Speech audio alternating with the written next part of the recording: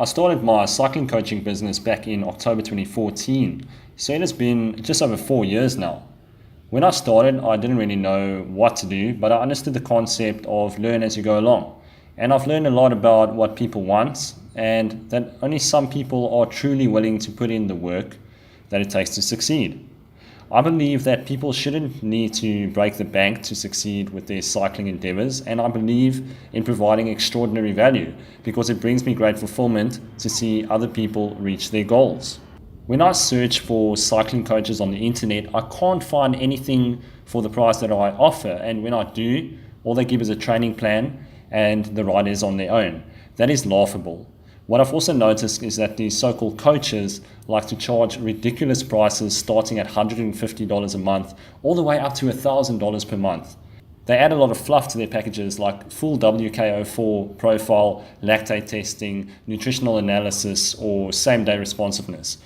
You can see that these people are really just all about the money because if they weren't, then anyone would be able to afford their plans.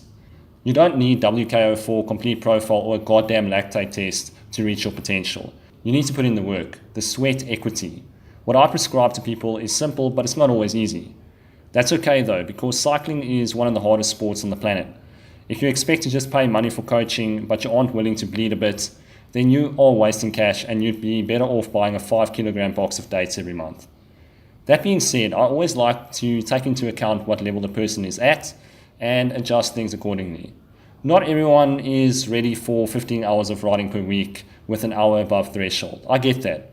That's the biggest lesson I've learned over the years. New riders really need to ease into the high intensity to make the training sustainable in the long term.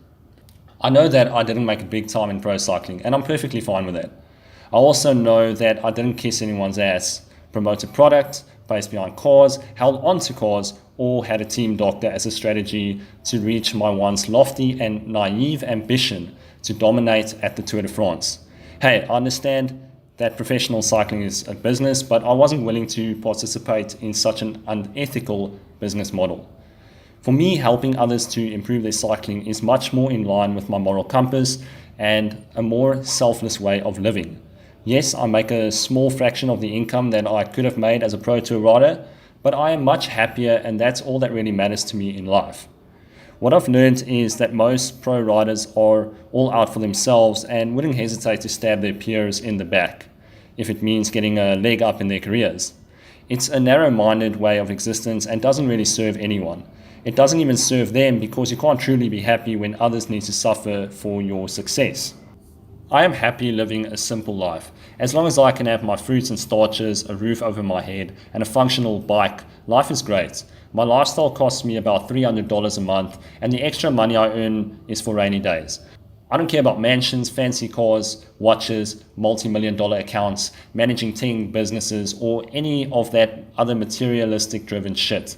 I care about making a positive difference on the planet and helping people to become better.